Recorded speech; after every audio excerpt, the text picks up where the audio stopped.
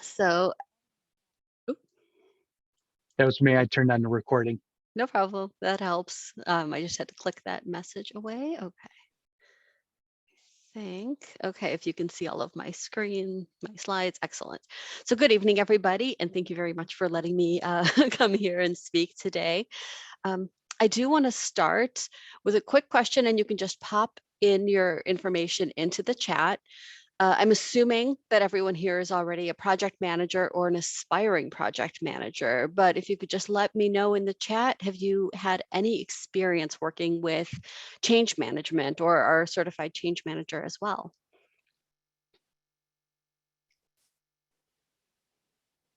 Excellent.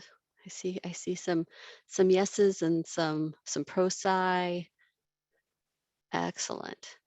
Good. So we'll go through some things. And I think that the fact that folks are learning is really the best way to do this. That's how we're doing all of this. That's exciting.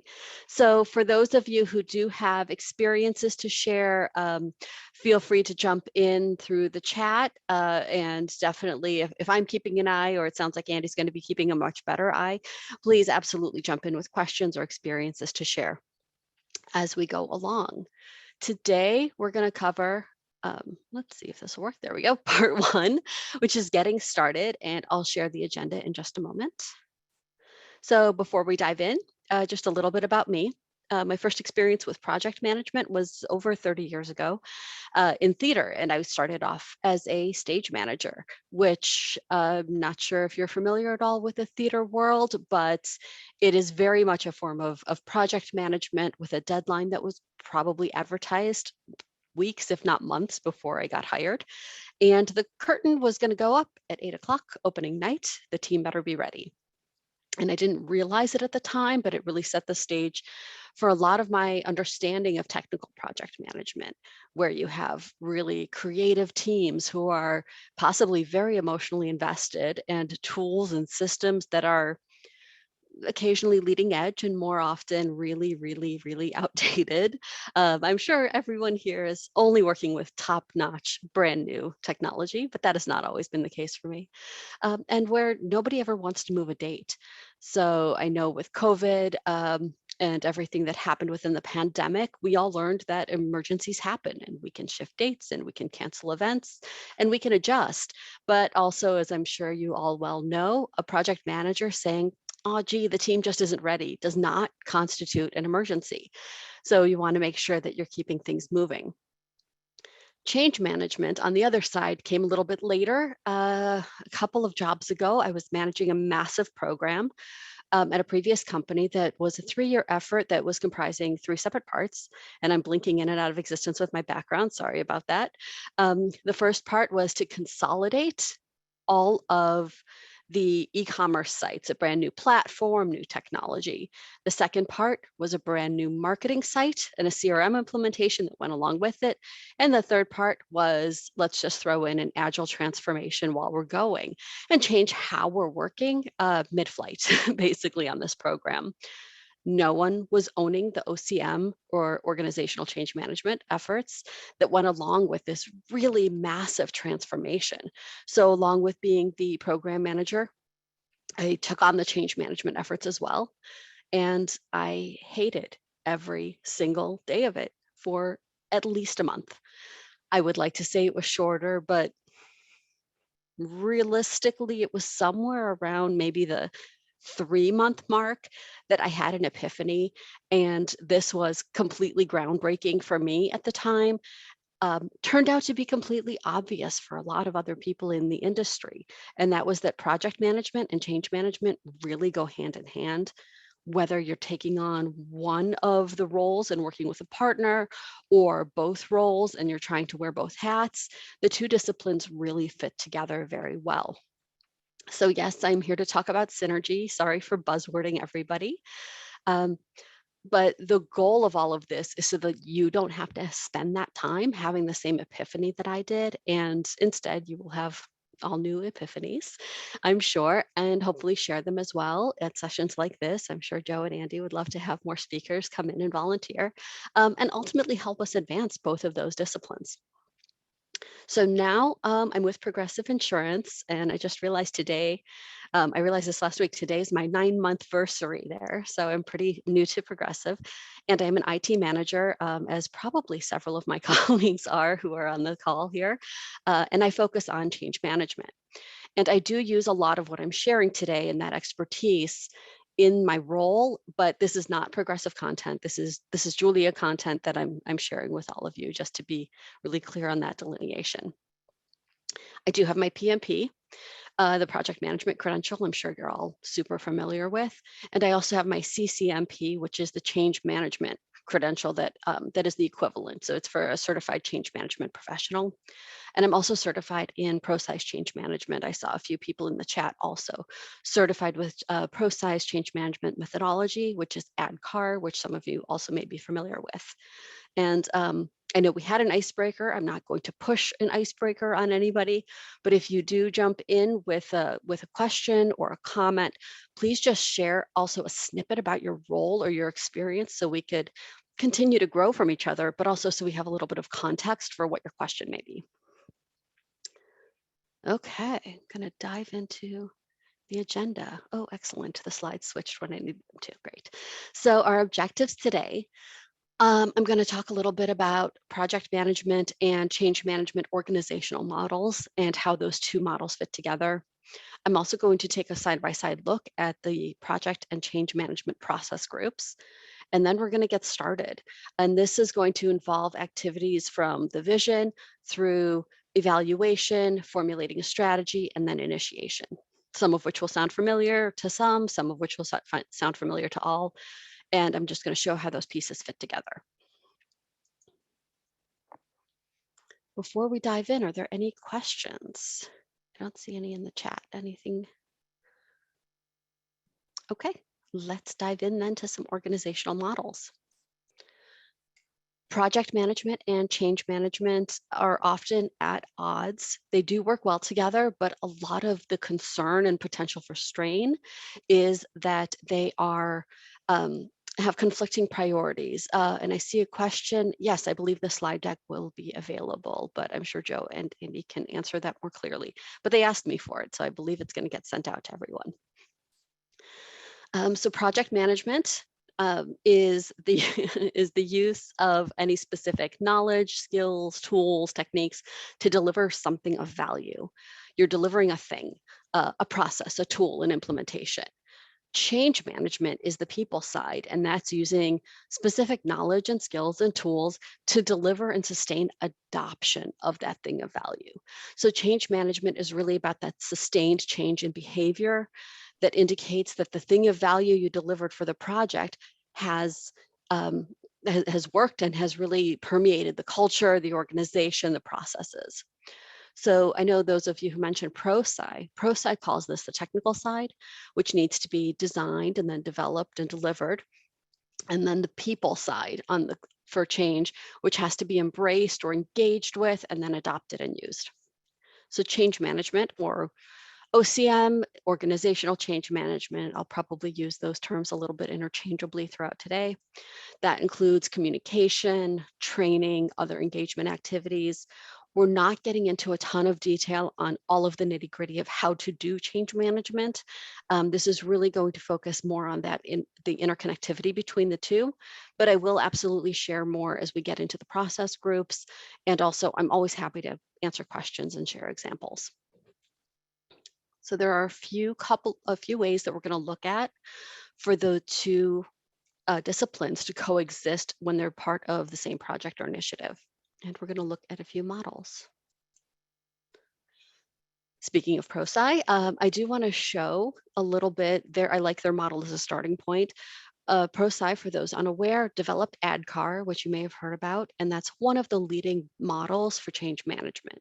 I also believe there was an PMI Northeast Ohio chapter event on ADKAR within the past couple of years.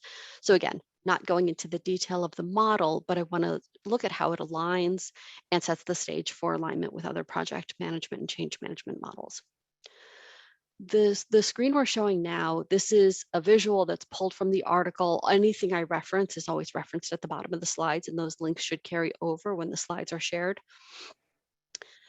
This shows how the team structures can align. So between a change management team and a project team working on a similar initiative, working on the same initiative.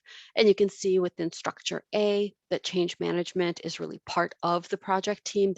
They're right there inside of, pardon, inside of the project team. In structure B, it is outside of the team and referencing and supporting that work.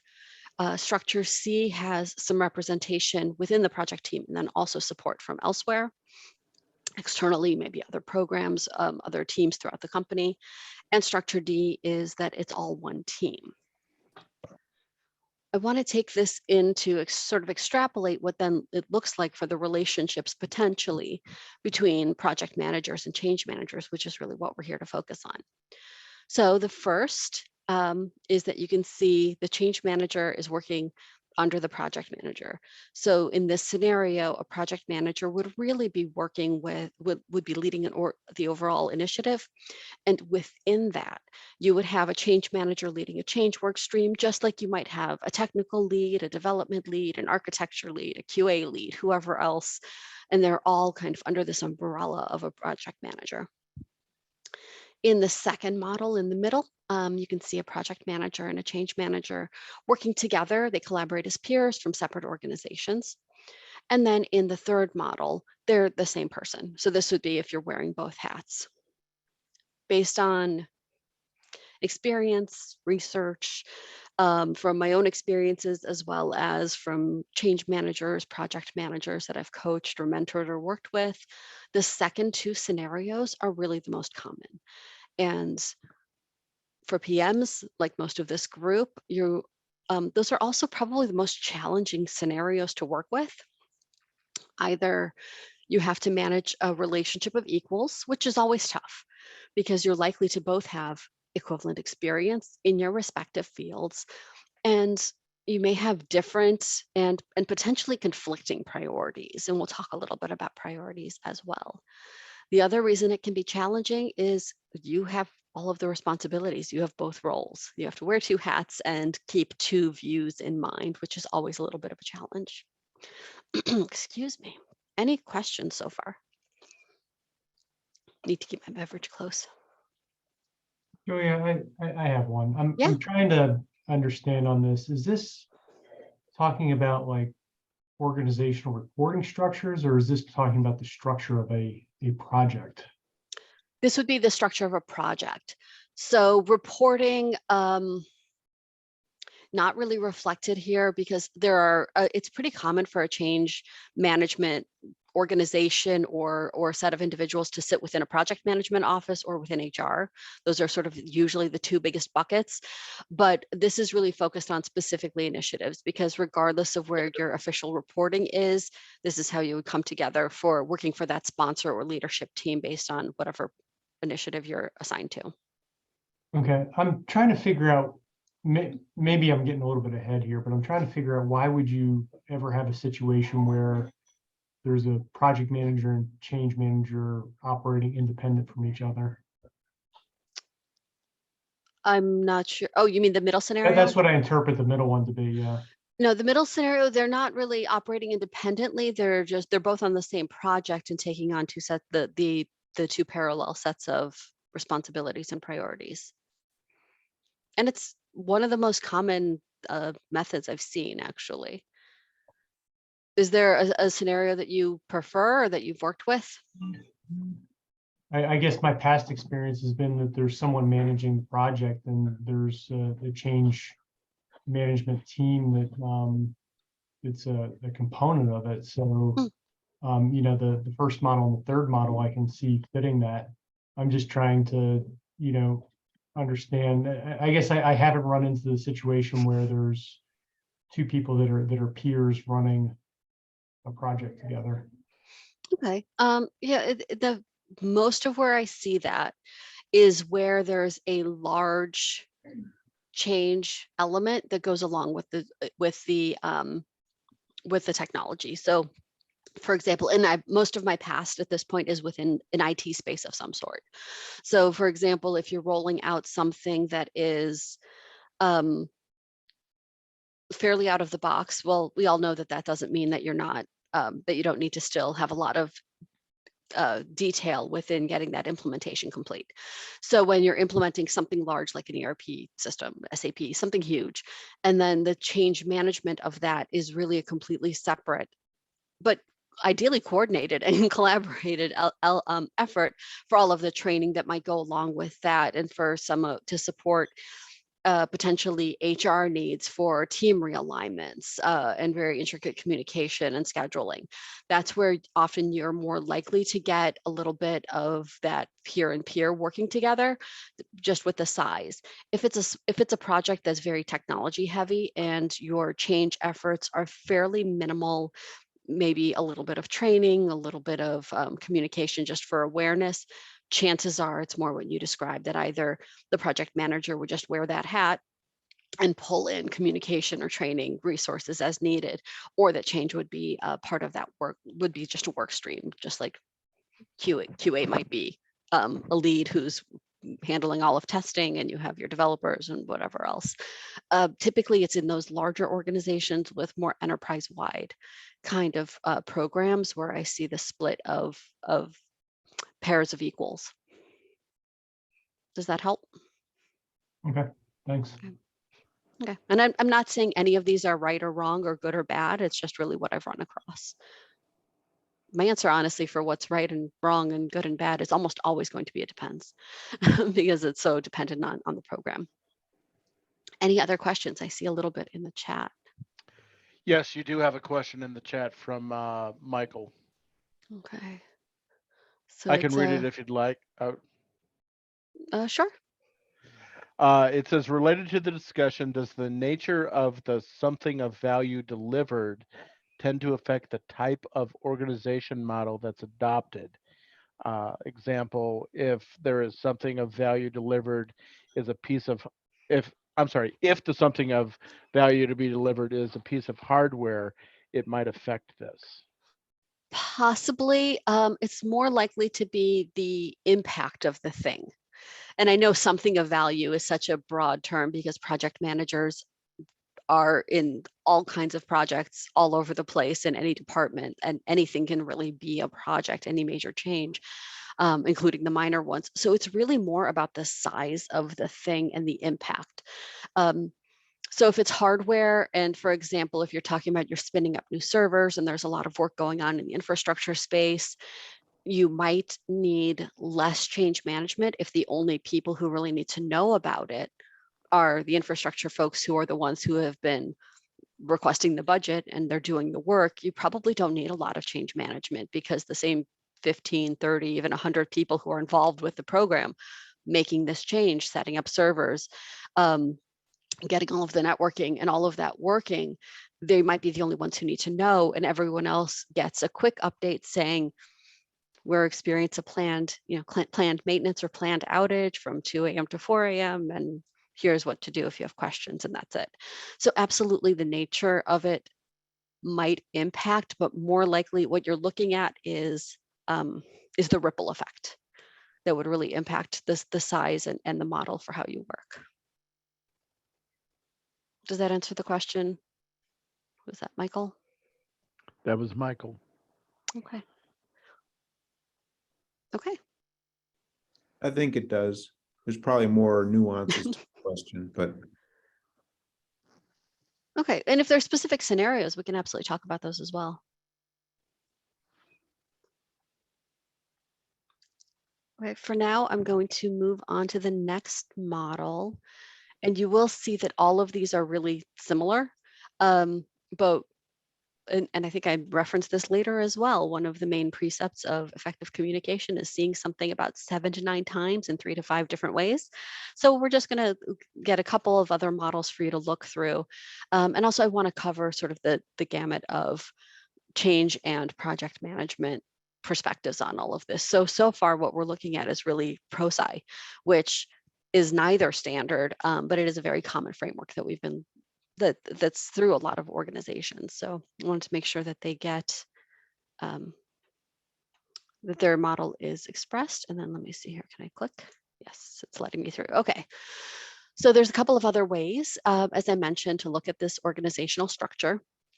And if you've been looking through the PMI Learning Library, there's an article about the framework for aligning strategy management, project management, and change management. And this includes this visual that we're sharing now. We're not really going to be discussing strategic alignment. We'll mostly just be focusing on these two for today. But you can see that with just a few bullets, PMI's model shows the overlapping but distinct responsibilities for each role. Again, I think to Michael's point, there's not a lot of nuance here either. So you really want to make sure that you're digging deep and fully understanding how the two roles will fit together within your program. But for purposes of understanding the roles overall and understanding those organizational models, this is another way to take a look at it. The last that I wanted to take a look at, this is for today, is from ACMP, which is the Association of Change Management Professionals. That is the change management version of PMI. So it's the global organization that created the standard and the code of ethics for the change management discipline and holds everybody professionally accountable. If you are interested, the ACMP standard is free to download. It's about 76 pages for the full document, and the link is at the bottom. If you decide to join, get your credential, all of those things do have a cost associated with them, but the actual credential but the standard documentation, if you just want to take a look at it, is free and is linked also at the bottom of the page. Excuse me. So unlike some of the other models and frameworks we looked at, the ACMP is it just gives the written guidance so that you can develop your own models. All of these really just give you an opportunity to see what you want for your own guidance, your own methodologies, your own team structures. The big difference is that ACMP does not have any pretty visuals to use. So I just grabbed a couple of screenshots of the text. And I did want to call out that they have a whole section on the relationship of change management to strategic planning, and also the relationship to project management. And within project management, it focuses on the 5 topics that I have added there: roles and responsibilities, methodologies and plans, excuse me, tools and resources, objectives and outcomes, and risks. None of these models that we've talked about will tell you which model to use or how to structure your team. All of them focus on helping you arrive at the right model for your initiative and making sure that the work where you see a potential overlap can be coordinated and aligned.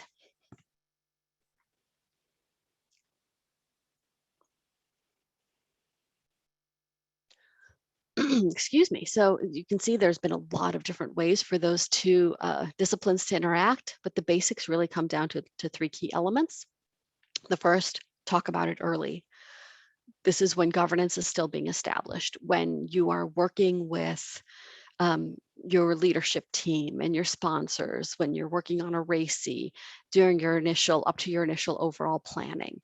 You want to talk about things regardless of which model you use. How will you communicate? Will you have a daily touch base? Is it maybe only via email? What if you are in 2 different time zones or 2 different countries? That may impact how you can communicate. So these are all things you want to talk about and address as early in the process as possible. Second, consider your needs. And there's a few different areas to consider. Pardon. One is, how big are the change elements versus building the actual solution? So kind of to the questions that were asked earlier, do you just need some awareness of a change through a couple of communications to say, this is the thing that's coming? There's really nothing impacting you, but you should be aware, because now your button used to be blue and in the upper corner, and now it's going to be in the lower corner in green because we've implemented a new widget. So just be aware, but everything works the same. You probably don't need a lot of change management at that point, maybe just a little bit of communication. Or maybe you are rolling out a tool that's huge and has massive changes and needs a whole comprehensive training approach. If both sides are huge, that's where you might see some of those more peers working together kinds of scenarios. That's where you'll see people who have 2 hats on, and are hoping for the best, or if they're very lucky, have the two partnering. And because of the size of the changes, because of the impact that you can have on the folks around you, you want to make sure that you're as comprehensive and focused on the individual priorities as possible, which is why you would really separate out the project manager and the change manager. But again, you would still want clearly to delineate who's doing what and when and how you are working together. Another thing to consider might be, what if it's a small, very small technology change? You're adding a field or two, you basically need a dev to pop in, a little bit of testing, and the whole change would take less than a sprint if you're working in any sort of iterative model. However, maybe the organizational change is extensive, and this is a massive impact that causes new teams to be created and roles getting redefined, and a flatter team structure. There, you may actually have an organizational change management lead, a change manager running the project, possibly more likely working from an organization like HR, and then just have a small partnership with IT for the small technical pieces, but really the focus is that change management. And in that case, maybe it's reversed. You have change management with a small amount of technology involved, for which might be through a project manager or might be directly with that same person wearing both hats, working directly with the team that's getting the work done. Another need to consider is your organizational culture. Is your organization really comfortable with change? That might be a factor. Conversely, has every new announcement, every new initiative, every potential change somehow been met with annoyance, frustration? Everyone's done with change. Possibly there's even some attrition. It certainly happens, and there's been a lot going on in the world. So I think a lot of companies are seeing a lot more of this. Sometimes it has nothing to do with the change that's coming. It's just people are tired. And if the organization is tired, if the organization is full, just saturated beyond with change, there's not, it's a different focus. That might not be the time that you're ready. Similarly, do you have support? That might be another factor to consider. So when you're looking at the needs of the program, do you have support from, for example, an enterprise training or enterprise communication team? Or is it more of an all hands on deck, or are you sort of a one-person show? These are all things that would factor into those needs that we're talking about. And the third element, get firm agreement from everyone. Everyone you may need to consider. Get it in writing, add it to your RACI, make sure your project manager and change manager are fully agreed, and also sponsors, leaders within whatever organization you're working in. Again, I've been working in IT a lot, so I would say all of my technology leaders, anyone involved with the project or program needs to be fully agreed as to how these two are working together, how these two sides are. If you're one individual wearing both hats, you still need to make sure that the sponsor and your leadership teams know that that's happening, that they understand that there is a change need and a project need, and the impacts of having one person focusing on both. Absolutely can happen, but they need to understand what the impact is of that. And again, get everything in writing, which we're PMs, documentation should be second nature. There's been a lot here, and I know there were a couple of questions. I'm going to pause for any other questions. This is the last slide of organizational models. There are no additional questions in the chat. Okay, awesome. Thanks, Andy. Then I will move on to, we're going to talk about process groups. So here's the PMBOK process group. You all know them well. Even with changes that might be coming, what is it? PMBOK 7 is about a year old, a year and a half. So I'm sure 8 won't be too far along. Future editions, whatever we have, these should all be pretty familiar to you. And no matter what you're doing, whether it's PMBOK or Prince 2, whether you're working waterfall, iterative, you're always going to need to know what you're making or what you're doing, how and when you're doing it. You're going to need to get it done, keep an eye on it, and then make sure it's all signed off. The type of activities, no matter what they're called, will always be the same.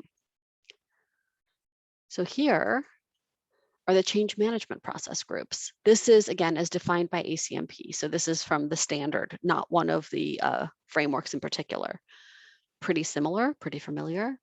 And you may see things that are grouped just a little bit differently. So the alignment actually looks a little bit more like this. You can see that the initiate process group for project management actually covers 2 in change management. It covers evaluate, which is all of your assessments. What are we doing? How are we doing it? Asking a lot of questions and really assessing everything that's about to happen, as well as formulating the strategy. This is not yet a plan. This is getting into some of the big picture questions that, or big picture answers to those questions that came out in assessment, so that you can create a plan effectively. And we'll talk about those a little bit more today. Then you can see plan and develop a plan. Those align pretty well. And execute the plan and execute also align pretty well. But for those, I saw a few people are also going for various certifications. One thing to note is within the ACMP standard, within the change processes, the monitoring and controlling area is all part of the execute process group. So there's a series of sub processes about executing all of the various plans, your communication plans, learning plans, whatever. And then there's also within that a sub process about monitoring and controlling and updating your content, updating your plans, updating your work, depending on what's happening. So all of the impacts of those controls that may arise, changing your project plan overall or changing just the change management portion. And then of course, close and complete. Again, they may have a little bit different of a look of the content, but they align pretty well. And I know we're not focusing on ProSci, but it is pretty common. So I wanted to show just how that aligns as well to these other processes. So ProSci and ADCAR is there in the middle. And you can see the approximate alignment with a little bit more showing the duration and how those pieces work together. So you can see that the project managers and change managers both have activities after go live. So go live is that red line that we have on the screen. Change management extends further, which I think makes sense. For project management, really focusing on delivering that thing of value, that technical side, there may be a warranty period, whatever that might look like for a couple of sprints, a couple of months, to make sure that everything is working smoothly and has been signed off. And then tools, documentation, processes, everything gets handed off to whoever that long-term team is who will be owning it operationally. On the change management side, the process continues actually through all of those activities and verifies that that knowledge was transferred. Everything is smooth and complete. So you don't actually wrap up change management till after the handoff. The other piece to consider, and this is done differently in different organizations, so you may experience a couple of different flavors of this, is that change management also supports any people or process focused returns on investment. So for example, if a new process is supposed to be 40% faster, then change management, that work continues until that 40% is achieved. That might include ongoing communications. It might include additional training, job aids, continual reviews of that ROI. Was 40% reasonable? Whenever that, whenever we actually start to see that improvement in process, and to hit that goal or just the goal, change management is really part of that process throughout until the end traditionally. Sometimes that's part of the business handoff and you're handing off to maybe business strategy folks. And sometimes change management is baked into the business side where they continue it after maybe an engagement with IT is over. But really the people side isn't done until the processes, procedures, tools have been adopted, are being used, and are meeting those usage goals. So as we move on into the next session, I will talk about some tools as we get into the getting started pieces.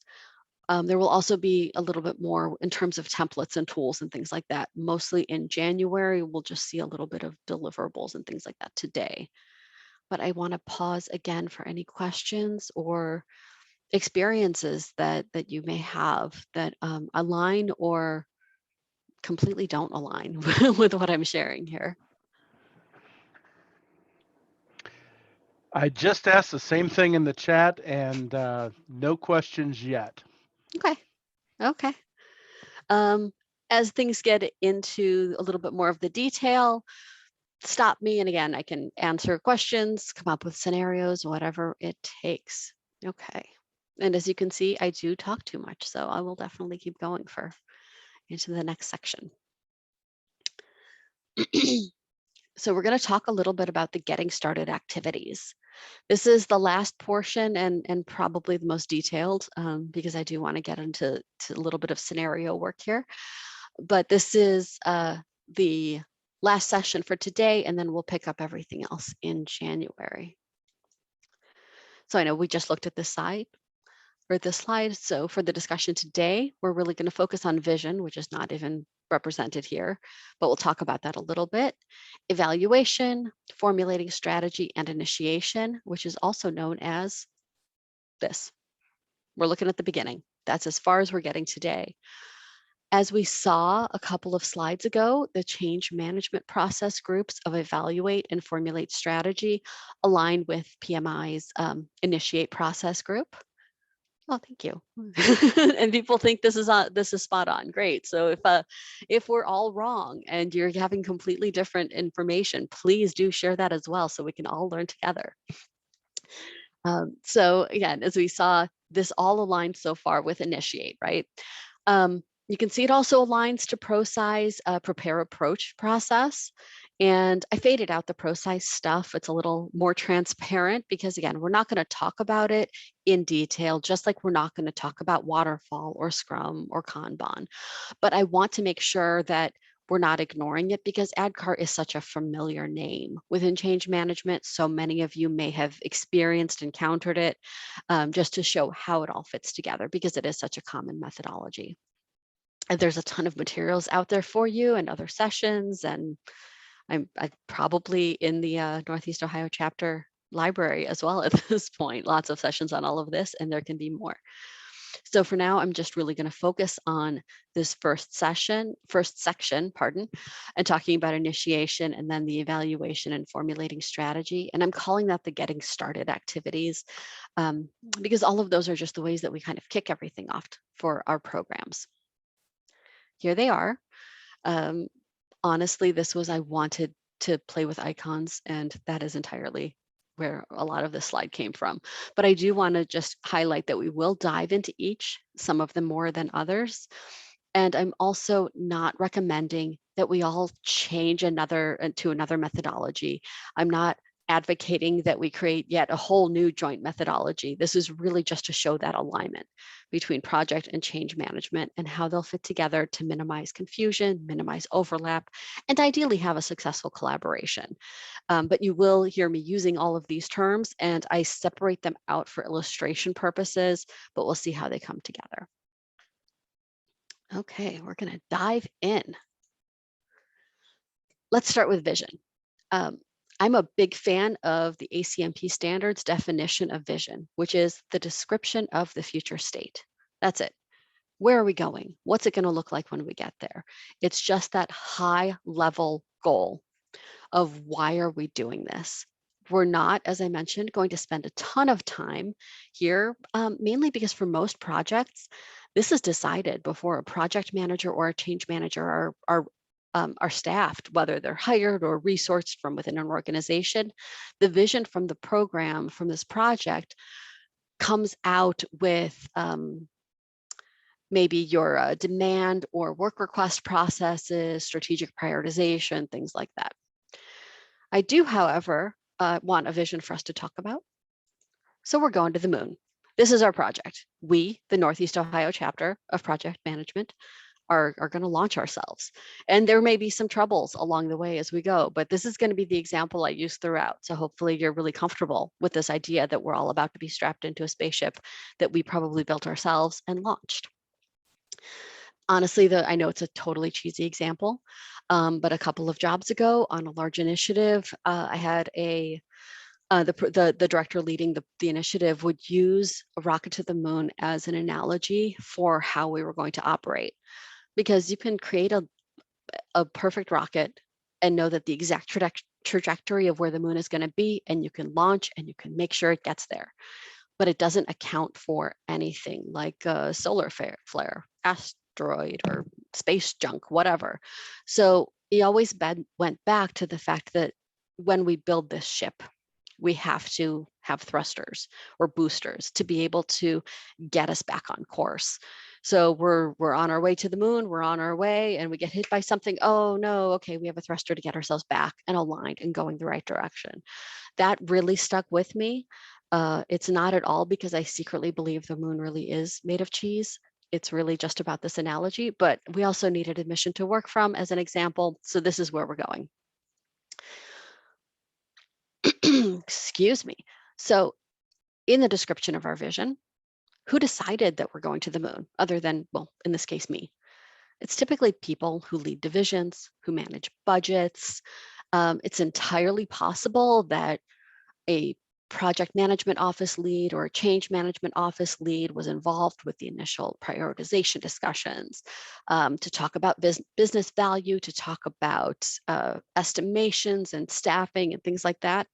But chances are a project manager or change manager aren't going to be assigned until someone says, stamps that and says, yes, we're going forward with this initiative. And then your vision is kind of handed to you. So while it may, particularly in the change, wearing that change management hat, regardless of role, it may be a big factor in how you communicate and the types of messaging and the types of metaphors you use. It's probably not something you're part of creating. So this is kind of, other than we're going to the moon, probably the last we're going to see of it. Sorry. Any questions? I think I see some questions. Let me see.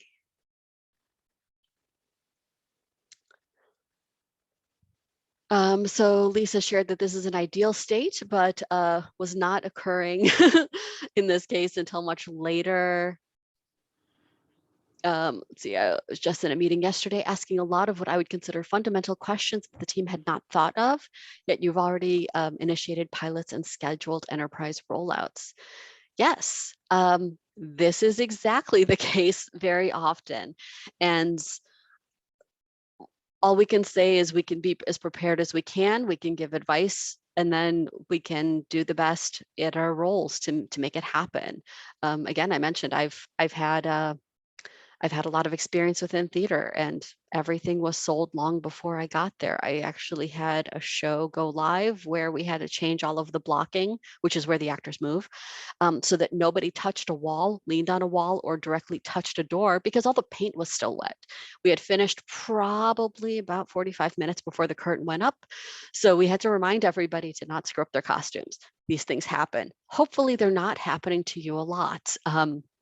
But one of the things we can do as project managers, change managers in general, just as valued resources within any organization, is share concerns, share opinions, share wherever is appropriate to share what those thoughts are, ideas, ask questions.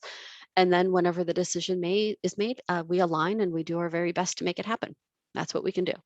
So, or, start your own company. That's always an awesome option, but chances are, if you want to be a PM, you're probably not interested in taking on all of the other administrative and networking as much. Any questions? But thank you for the shares. Oh, there's several. There's a couple that have popped Yeah, in. please jump in if people want to chat before we dive in. I mean, we're going to the moon. That can wait. Moon's not that important. It's always there. I see it like every day. If anyone else wants to jump in, but I see also there's quite a lot of chat in the chat, which is great. If you have questions, always please feel free to jump in. And Andy, thank you so much for keeping an eye. Feel free to interrupt me whenever. In the meantime, I'm going to move on for right now. I think I mentioned this slide earlier, and again, this is from ProSci, and you may have seen this graphic before. This is a view of the technical side of change and the people side. The technical side is really the purview of the project manager, and the people side is the realms more of the change manager. Ultimately, the technical side is the project, the people side is the change, and these two have, hopefully, as we've been saying all along, very aligned but potentially different priorities, which is why it's really challenging if you're wearing both hats as well. Something to keep in mind. Okay. So here we are. We're going to dive into evaluation. So we talked about vision, the first of the getting started activities. We decided what that vision is. We know where we're going. We're going to the moon. So now we're going to talk about evaluation, which again aligns with initiation. It's the first half of what aligns with initiation with the PMBOK process groups. Now I'm breaking it down again for illustrative and discussion purposes, not advocating a brand new methodology to come out of nowhere. We are going to the moon. We probably need some information. What do we need to know to properly evaluate this initiative, right? So from the project side, we need to know a few things and a whole lot more than what we're going to talk about. I just wanted a couple of examples. Where are we getting a spaceship? If anyone knows, has one just lying around in their backyard, I mean, that's a whole separate conversation, and we should absolutely have a separate discussion about that at another one of these meetings. But that's an important element from the project management side. That's a huge resource we'll probably need. If we don't have a spaceship, who can design one or build one? Who knows how to build one? Where do we get materials for one? We probably will also need somebody to pilot it, someone to fix it as we go. If there's an issue, someone to scientists to go and do some research on the moon, whatever that looks like. We need people. We're project managers. We want to know when things are happening. So we probably want to know the duration of the flight. How long are we staying? What are we trying to accomplish while we're there? Are there time-sensitive experiments that need to happen? Are we just going for a walk to say we've been there because now we're all billionaires and that seems to be the cool thing to do? We probably also need fuel of some sort. We probably need fuel. We might want oxygen for the flight because we're sending people, right? Food, water for our trip, any other supplies, scientific equipment. We need a lot of things. We need resources. We need knowledge. All of these are really critical from a project standpoint. This is not an all-inclusive list. Haven't been a project manager directly for a couple of years, but I know better than to assume these 5 things are it.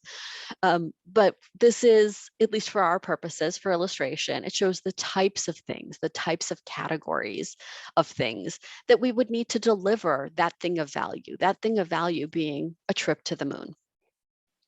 From the change perspective, we need to know completely different things because that people focus has different priorities and different needs. So going back to what we were talking about, this is about adopting that thing of value, using it, getting people on board and ready for this trip to the moon. And yes, I'm punning, apologies. My parent jokes are coming out. I'm not even a parent. They just come out sometimes. I can't help it. Who needs to know about this trip? Who wants to know? Who's involved? This can be a whole lot of categories. This can be approvals, funding, building a team, your marketing people, communications people, you need trainers, you need suppliers, maybe a pilot or two, some construction folks, suppliers, vendors, everyone who may be involved with the process, also known as your stakeholders. I know you're probably thinking, no, that's project management, and it is, and we'll talk about that. But it's a very key element of change management is knowing who you're working with. One thing I did want to call out, and again, not going into a deep dive about this, but I just wanted to touch on the concept of personas a little bit. Stakeholders come in a variety of needs, of groups. So for example, you may have a group that is actually getting strapped into a spaceship and launched, and a different group who's building a ship and working with designers on the ground. Their needs may be very different. One of the ways to categorize folks is through personas, which, especially if you have a large group of stakeholders, you have 2,000, 3,000, 50,000 people, you may need to communicate with them all, and you still want to categorize in some way so that you're writing personalized and individual communication or providing personalized and individual training at the right level for the right people. So the way personas work, for those not familiar, is that you interview a small subset of each of your assumed groups. You take a best guess, and then you interview a handful of each. And during those interviews, outcome concepts like what their needs might be, what their processes are, potential impacts of the change. For example, we are all project managers and change managers, and now we're getting strapped into a spaceship. There might be a big gap there, so we might need a little bit more hand-holding on this process, including things like your communication preferences. Even some people really like email. Some people really like to be able to find it themselves on a website. Some people like a Yammer or another social that pushes everything out to their phone. You just want to get a sense for how people want to operate.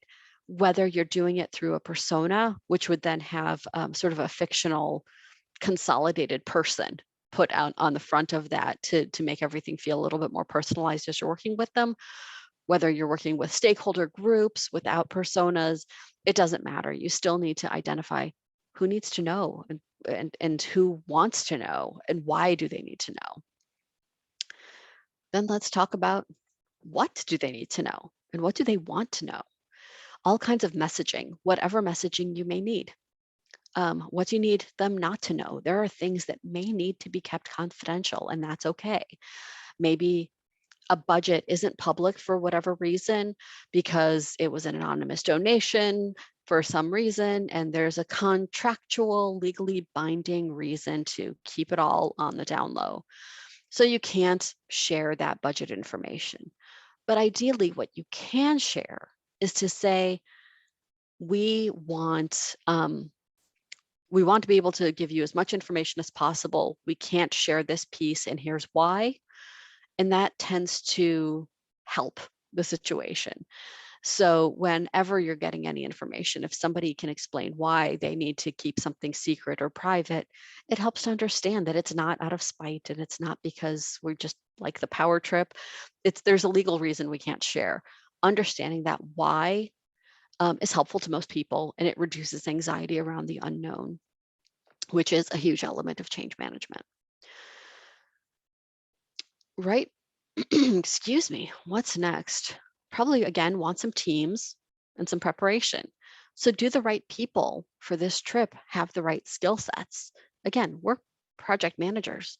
I don't know how to fly a rocket. Do you know how to fly a rocket? If somebody here does, again, it's probably an interesting story that we should absolutely cover at another time. But we need to know, what kind of training do people need? How much? Do they want this training? Do people even want to go to the moon? And the reason I'm bringing up that this is the skill sets who are for people who are available, if we decide it's this team, that would equate to, in any organization, the project team assigned or the business team who's going to be using whatever it is you're delivering. That they might need training. They might be the right people, but not have all the right skills yet. And some people, maybe somebody gets motion sickness or is afraid of heights, or their daughter's birthday's in the middle of the proposed trip schedule. They don't want to go. And there are times when you just can't do anything to get people on board. You can't. And there will always be some team members who choose to leave. This is also normal. But a big part of change management is sometimes just having that conversation with folks who aren't as familiar with the process, who are newer, and there may be some panic if there's attrition or if there's change. So a lot of that change management can lead into those kinds of conversations. We want to prepare for those as well. Aligned with personas, which we just talked about, I want to give a brief overview of journey maps, kind of in the same vein. A journey map is a way to document your current state process, and what you typically do is you pair them. You have a current state journey map. We're going from A to B to C to D, and a future state journey map. And now B is going to be replaced by XYZ. So now you're going A to XYZ to B to C to D. There's no B at all. Then you identify that gap analysis, and that can help you understand the scope of the training, the depth of the training, and you can segment it by different stakeholder groups or personas, and it gives you a little bit more insight as to what it is that people need to be prepared.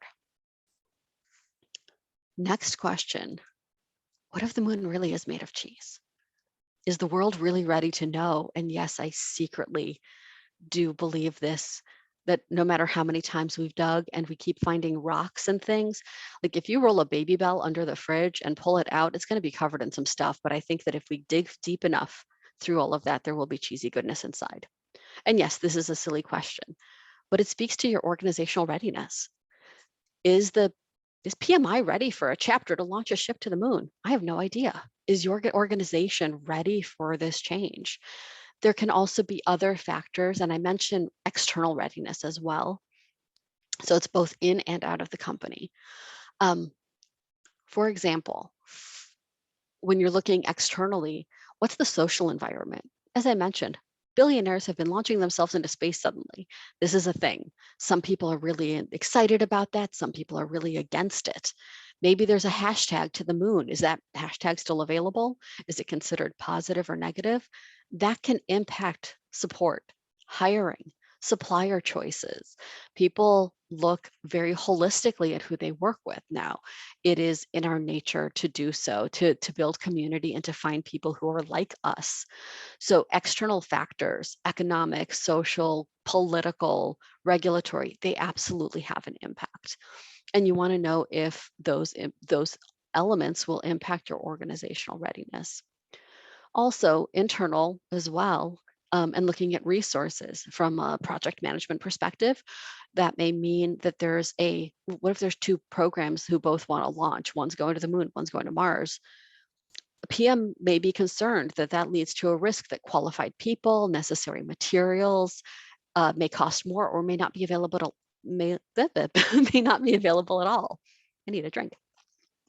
This is my apple juice to stop my throat from getting scratchy. From a change management perspective, it may mean that there's conflicting initiatives, may mean that there's people who are just really tired of hearing things about this stupid trip to the moon. Nobody wants to hear about it anymore. And why do we keep talking about it? Maybe you need to consolidate how you work with folks. So this is another big element of change management. And yes, we're still in the evaluation stage here. Is understanding who else you may want to collaborate with. If there's two initiatives that are similar, maybe you need to coordinate how you communicate, who you communicate with. If it's similar audiences, you might need to consolidate that message so you're not confusing people, so you're not driving people crazy with over communication. Once we're underway, how do we know that we're going to do well? What are our success criteria? Again, from a project management standpoint, we might consider, is it a good launch? Are there enough supplies, a safe return? From the change management perspective, it might be more like, was there enough training? Are the stakeholders supportive and understand what's happening? How do we know what's successful? How do we know that helped us be successful? And how do we reinforce that? These are all factors that need to be assessed and evaluated and have a ton of potential overlap. And you're seeing in the change side a lot of terms and deliverables that you probably know from change or from project management as well. That's why they need to be so aligned. Before we talk about formulating strategies, which are next, and how it all aligns then to PMBOK and the initiate process group, are there questions? I think I see something in the chat, but I'm not sure if it was a comment or a question. I think it was just a comment. Comment. Okay. Any questions on evaluation or assessment, asking questions? Okay. Everyone's real excited about the trip to the moon. Let's do this. The next section is formulating strategy. And this is the other change management piece. If you'll remember to the alignment earlier on this evening, this is the other change management process group that aligns into the PMBOK initiation process group. And to be fair, this one starts to bleed a little bit into planning because in order to make a plan, you need a strategy. So in evaluation, we asked a lot of questions and assessed the various things we need to know. Obviously very high level, very general, but it got us started for determining the types of change management that might be needed for your journey. So now we have to develop some effective strategies. And if I can, there we go. Okay, clicked. It just took a second on my screen here. So what strategies might we need for stakeholders? We probably need some strategies around sponsorship, for example, possibly including sponsors even understand their role, their expectations, particularly if they're either new to the role or haven't been a sponsor in a long time, or just you haven't worked with this person before and maybe you want to make sure you're aligned. That strategy can be in depth, it can be very lightweight, but there needs to be at least some directional expectation for what you want from a sponsor and what the sponsor wants from you. The same thing for stakeholders. Maybe you need something for stakeholder engagement, to make sure that everyone feels really heard and understands their expectations, and that the stakeholders fully understand what's happening, how it affects them, and that they feel engaged enough in the process. Maybe you think you're engaging everybody enough, but somebody still has questions, concerns. That's fine. That's normal, but there needs to be a mechanism for then feedback and all of that. So these are all things to think through early on before you even really schedule anything, which is really where the plan starts to come in. For messaging, you probably need a communication strategy.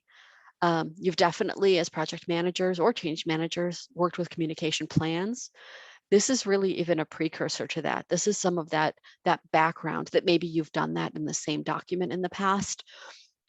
Communication strategy identifies the types of communication channels, for example, that might be available, or mechanisms for feedback, and the type of messaging that that stakeholders may need. So kind of going back to where I mentioned personas or stakeholder groups, different types of stakeholders are going to have different communication needs. Some absolutely, some messages will go to everybody. When you're talking about vision, when you're talking about strategy, when you're talking about objectives, that goes to everyone. But then some will get segmented or adjusted based on the stakeholder group or persona. For example, if you are being told that you're getting strapped into a spaceship and launched at the moon, we don't want that message going to the team that's designing and building the ship and is actually not going anywhere. These are things just to consider. And is this, high level and facetious? Absolutely. But it's just a way to look at and remember that all of those elements of your plans, anything that you do that really has that people focus to understand their needs, not what you need to say, but what they need to hear, what your stakeholders need to know or want to know, regardless of your messaging plans.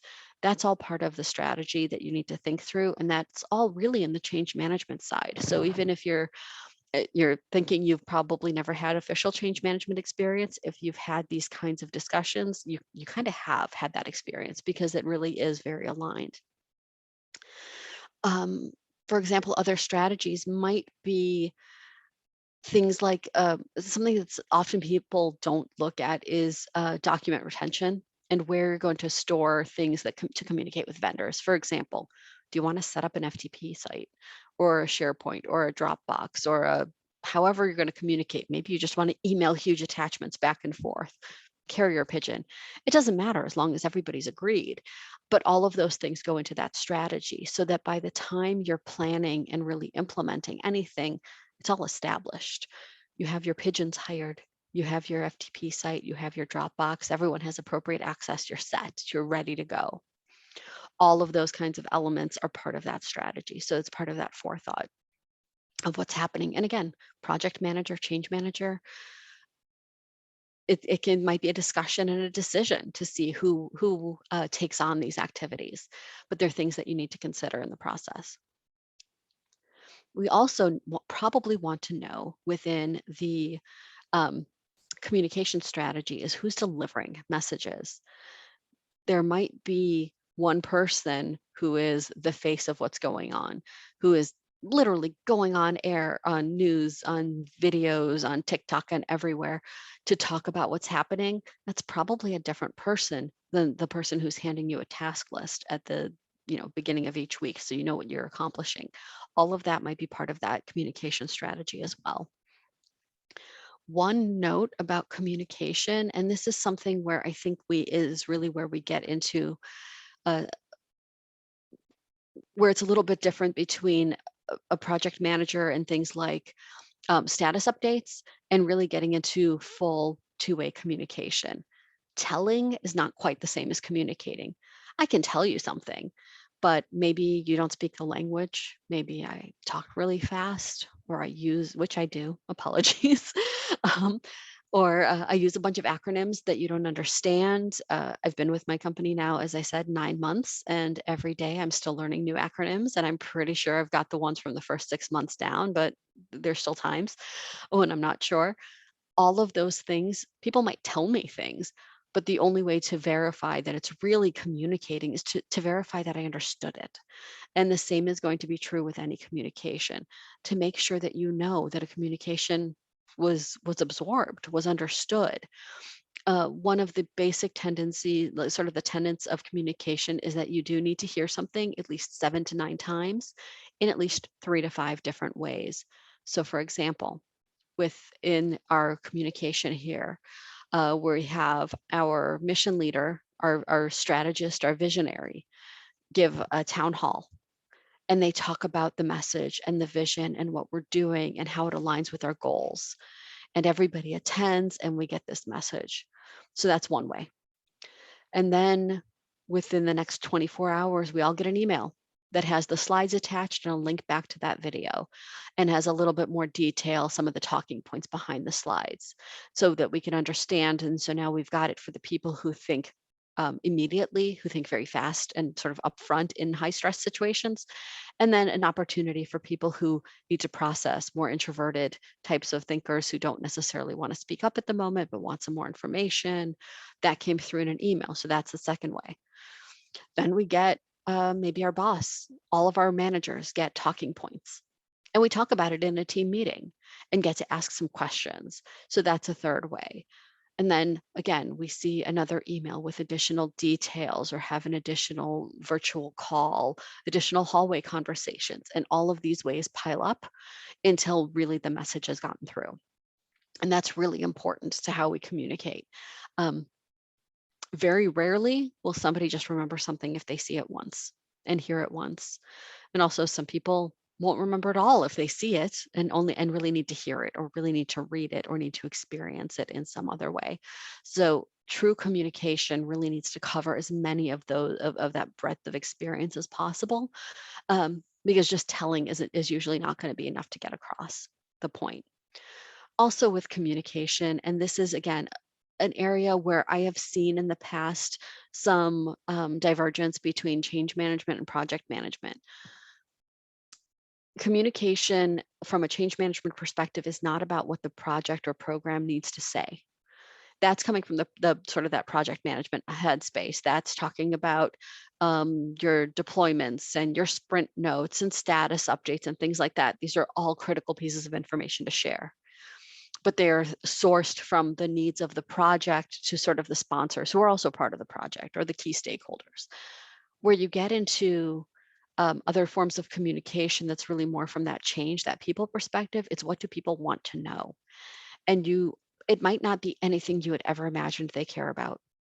Maybe they want to know only about your first mini success story. Maybe somebody really wants to know about the challenges you faced.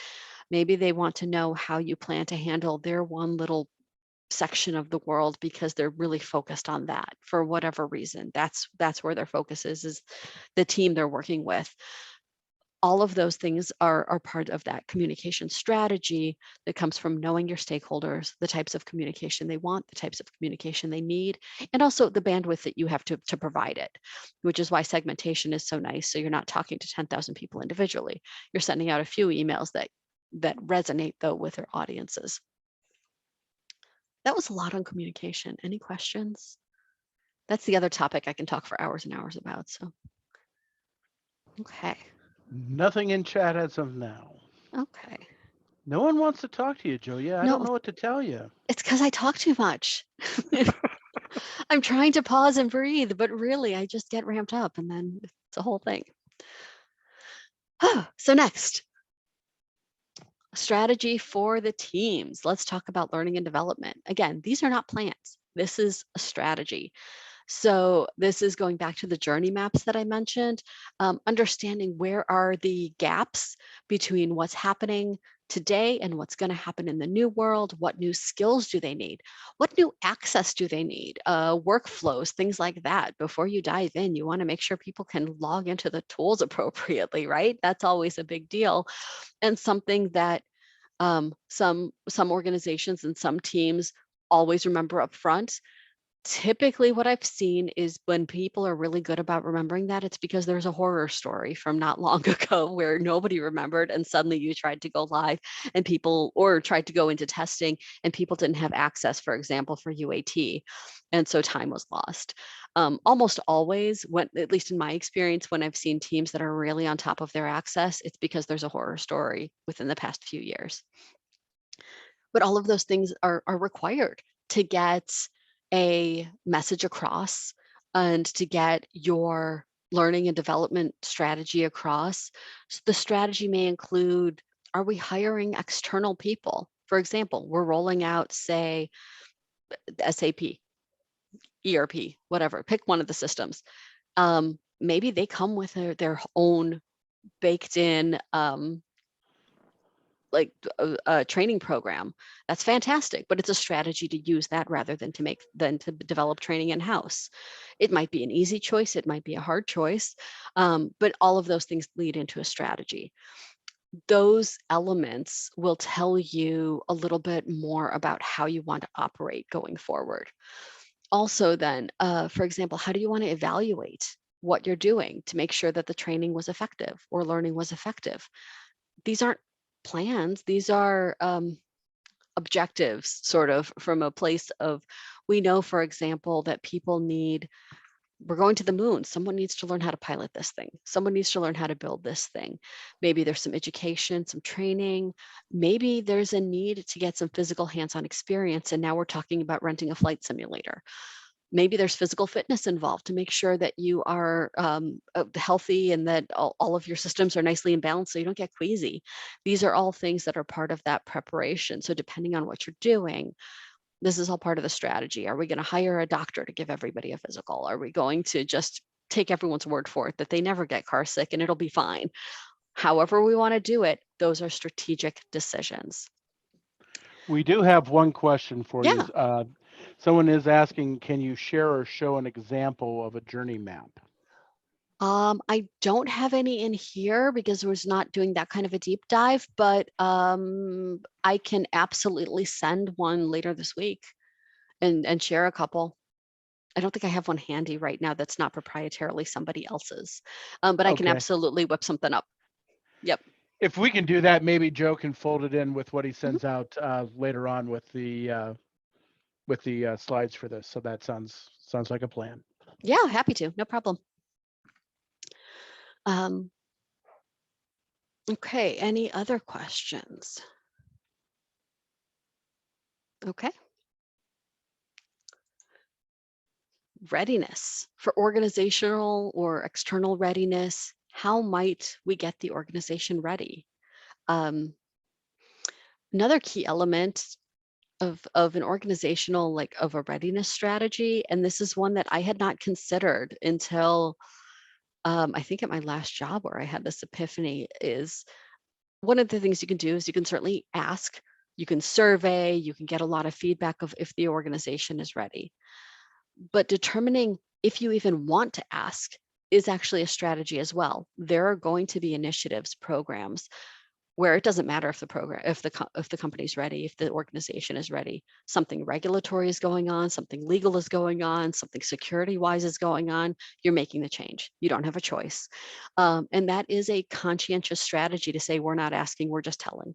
And that I'm not, I know it always comes off bad because you always want feedback and people want to be very inclusive and involved with decisions, but there are times when that's not the case. The decision to not see, not care, not ask if the organization is ready is still part of a readiness strategy.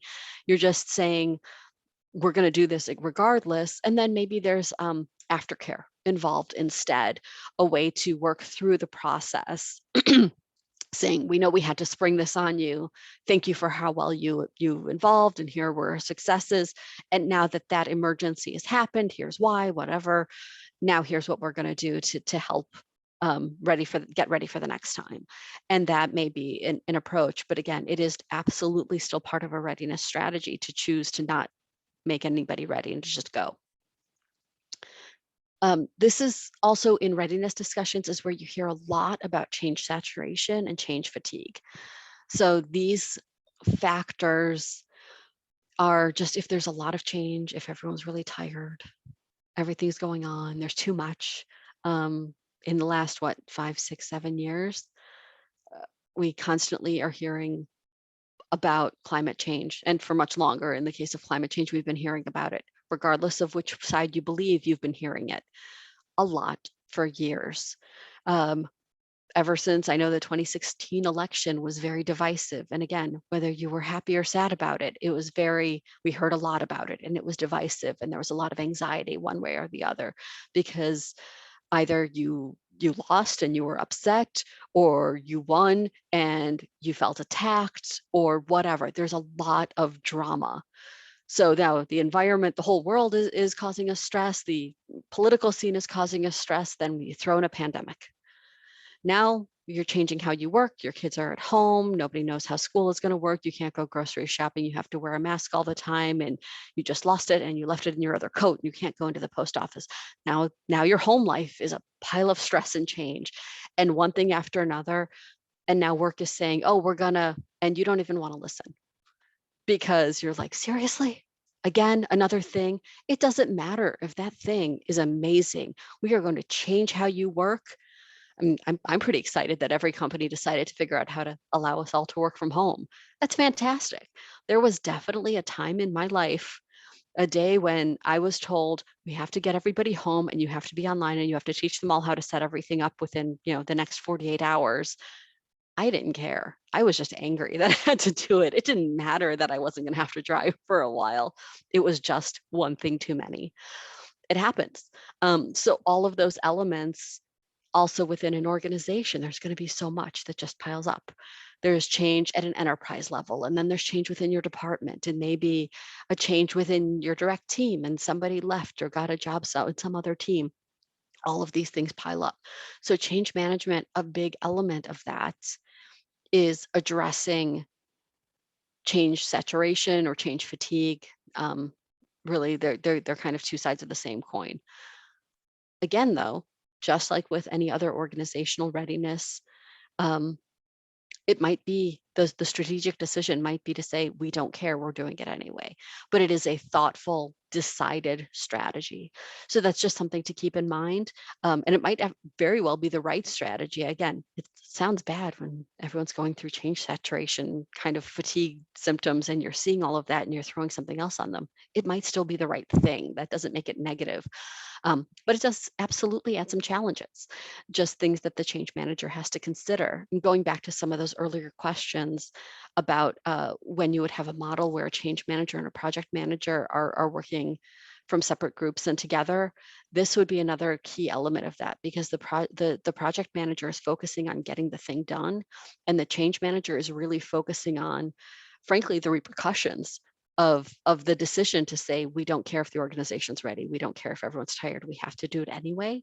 There's a lot of work there to make it as smooth as possible. Nobody wants to do anything to be mean intentionally to their people, but sometimes it's a requirement to get something done, and the needs of individuals can't come first for whatever reason. Change management deals with the repercussions of that, which can number all kinds of things, all kinds of different directions there. Is that enough on readiness? Did I depress everybody? Okay, hopefully not. Hopefully all projects, you get to make sure everyone's ready, everyone's comfortable, everyone's on board. And then when we're talking about success metrics, reinforcement, we need to make sure we can measure it. So we might need a measurement strategy of some sort. We determined some criteria on the last slide, right?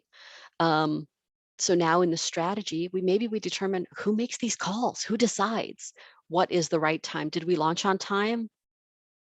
I don't know. Am I the decision maker who says we can determine? We need to know who gets to make the call if we launched on time. What are we determining is the criteria for everyone had enough training? How will the team address issues, delays, escalation needs? Then as we're getting into the sustainability side, maybe how do we address how those successes, how meeting or not meeting success criteria aligns to performance targets and aligns to our rewards and recognition program. Even how we document things so the next group can benefit. So this is not actually going through lessons learned. This is just saying, how are we planning to track it? And is there any preparation we need to have to address before we dive into plans, before we get going? So this is the very, very, very high level beginning list of some strategies to think about, strategic groups again. And you can, and you absolutely should get as granular as you need to based on your initiative. Again, tons of overlap, as we can see, between project management and change management. Are there any questions before we move on to deliverables and aligning it all with initiation? People just like hearing me talk. I need some more apple juice. That was stated in comments, by the way. That people like hearing me talk. Yay. They wanted to hear you talk. Excellent. And the apple juice thing, just if you're ever talking for more than an hour, a friend of mine was a voice actor and told me always have apple juice. That is the magic thing that stops you from having to clear your throat. If you talk for a living before you present, it's just the best thing for your throat. So I'm chugging apple juice every time I need to pause. So, extra added tips and tricks just in case. Okay, so we're looking at now, we've looked at evaluation, we've looked at strategies. We know that they both align with initiation, and you're all PMs, we're all PMs, so I don't need to go through every definition of what initiation is all about, but we are going to focus on bringing those things together in primarily deliverables. That's really where I see it, and that's where I know most of that overlap. No big reveals here. This should all look pretty familiar. I'm not going to go through them all line by line, but we'll go through a few. Before I dive into these, though, I do want to mention, you'll notice you don't see resistance here as a deliverable. And there is such a thing as a resistance plan, but typically there is not a resistance strategy. And actually, I'm kind of opposed to a resistance plan as well. And every change manager is like, what? No, how dare you?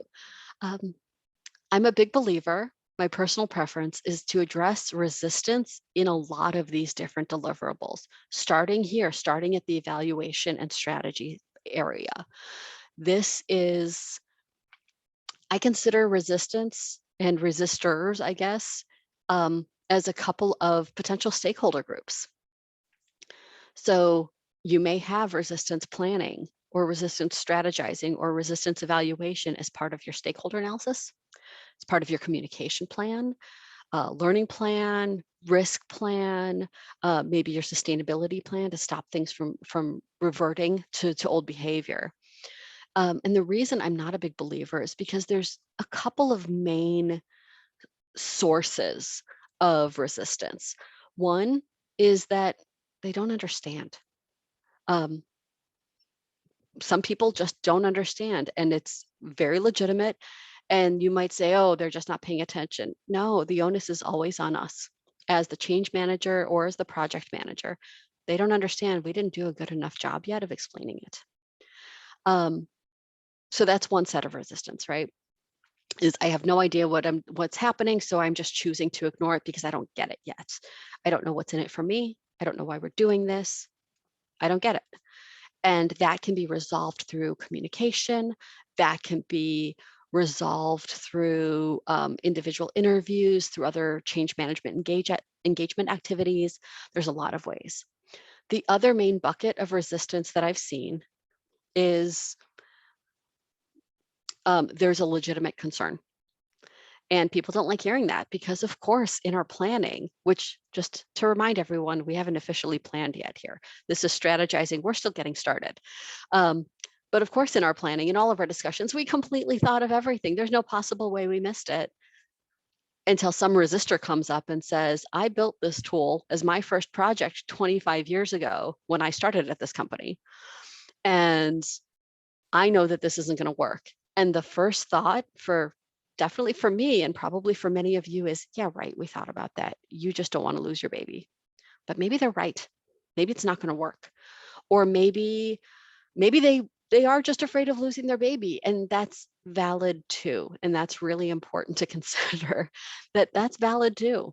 Maybe you need to do a better job, and it's kind of back to that first one. You need to do a better job of explaining, get a little bit more granular for how you made that list, that decision, that strategy, whatever it was. Who was part of those conversations?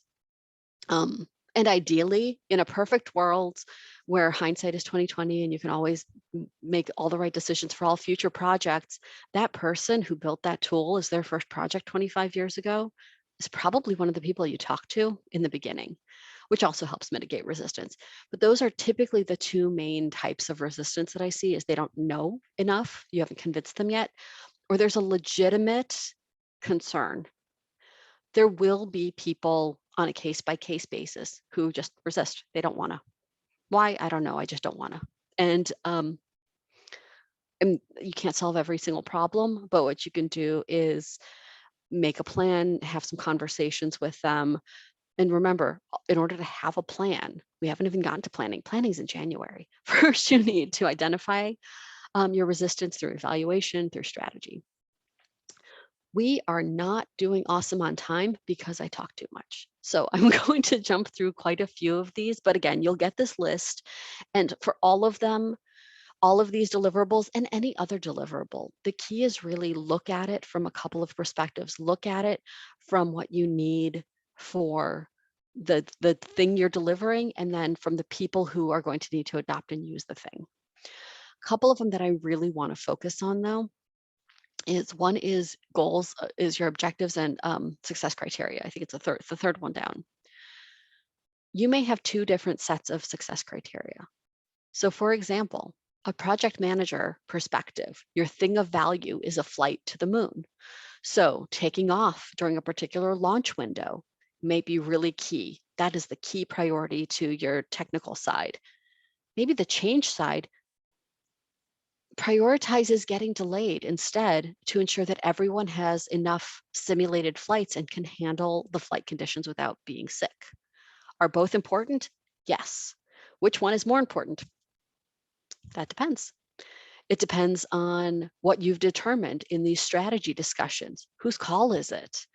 On anything, both sides, there's trade-offs, there's opportunities. The scope of both are documented in your charter. Somewhere in there, you need to determine through these strategic conversations, who's going to say what's enough training, what's queasy, you can still be a little queasy. What's that threshold? And that's typically not going to be the change manager or the project manager, but getting crisp clarity around your objectives, around your success criteria, those goals, how it aligns with strategy, and who the decision makers are is really key throughout every step of this. Another one I really want to focus on, I have a lot of notes. I'm just making sure I look at the correct ones here. The learning and needs assessment is another important one that I wanted to call out, because in a learning assessment and then learning strategy, one of the key pieces is to evaluate or assess what your needs are, maybe segment it using personas, identify topics using journey maps. And yes, I will provide journey maps to go along with the notes at the end of the week. But you also want to determine your evaluation criteria. I took a class. Okay. Did I pass? Did I listen? Was I doing my nails? I don't know. So there's a way you have to determine, how are you confirming that that you've evaluated and verified that it's been learned. All of this falls into that still initiate phase within PMBOK, because these are all things that you have to do before you really plan. You can't start scheduling training if you have no idea what people need to learn and how we prove that they're going to learn it. Oop, I jumped, sorry. You saw slides ahead, how dare I? Sorry, I was scrolling the wrong thing. I just want to make sure I capture all of it. So another big one is in your measurement, and this is also talking about those objectives. Your change goals and your project goals may or may not be the same, but they are both important and they both need to be documented and both need to be validated. Rolling out technology that works perfectly and nobody uses, is that a success? I usually don't think so, but if I didn't set the criteria and the stakeholders think it's a success, then it is. But if nobody's using it, was it worth it, right? So these are just things to consider as you go. A key element here, how many of each of these documents should you have? One or two? And all of it comes down to whatever you agreed to at the beginning. We're still at the beginning here. So this is in that talk about it early. Here, we're talking about it early. So this is where you want to decide. If it's a project manager and a change manager working together, do you want to share a stakeholder list? Do you want to segment it, or do you want actually different lists? There may be positive and negative reasons for both. Do you want to share a risk assessment and have just change be a category? Do you want to share a communication plan? I don't know, but all of those things are things that you want to document and make sure that you're fully in alignment. I really am close to the end. Any questions? Oh, I think I see a question. Are these ordered in priority of completion? I would say they are in the order that I find I do them. So, but most of them are in parallel. So all of the deliverables are typically in the order that I start them, not necessarily the order that I finish them. Because I find that there's a certain amount, and I'm just looking at a bigger version of the list here. I find that they tend to feed into each other. So for example, Leo, to your question, without knowing what your business case is, you probably can't write a charter. You may call the charter all of it, and that's fine. But once you have that, your objectives then are part of that. And then you start to look at what people need to know. For me, I would say the sponsor and stakeholder groups become really important because they then feed into everything else. You can't have a change impact if you don't know the change impact for whom. You can't be prepared for organizational readiness until you know who is the organization. So I would say, I don't know that there's necessarily a priority, again, of completion. It's more for me a priority of how I start. I hope that answers your question. Some of them take longer. It just depends on who I'm talking to. But thanks for the question, Leo. And if there's other questions, I don't see any others. I really am drawing to a close. This slide we've seen again. So again, I just want to look through briefly all of the deliverables that we looked at, and the initiation, getting that initiation from a change perspective. It's really just about wearing multiple hats when you're talking through these things, when you're thinking through them.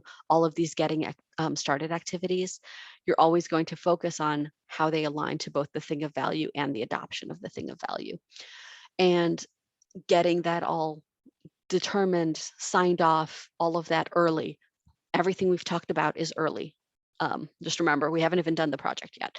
That's all in January. Everything we're doing now, this is all in setting yourself up for success. I think that's it. So today, yep, this is it for right now, but I will ask for questions again, I promise. So please keep adding them to the list and to the chat. Today, we talked about our organizational models. We talked about process groups, a side-by-side look and how those two relate. And we talked about getting started, everything from vision up through strategizing, which really gets us through the initiate PMBOK process group. And in January, we are going to look at what's next. January 18th, I believe, is part 2, where we will cover a quick recap. It really won't be this long. And then we'll dive into planning, executing, and then the monitor and control elements of work and how they align also between project and change management. And then we'll bring it all to a close as we go to the moon. The moon had to come back. I like the moon in picture. Any questions? I know you've been asking throughout. But are there additional questions? Not seeing any. If you have them, definitely reach out. Oh, sorry, go ahead. No, I was just saying nothing in chat. Okay. Awesome. Thank you very much. Feel free to reach out. Some of you I already know, so it's always good to see some familiar names and faces. But please feel free to reach out on LinkedIn or via email. And thank you very much. I really appreciate the time. Thank you very much, Julia. Really appreciate it. Yes, thank you. I am going to just wrap up with a few slides to close. And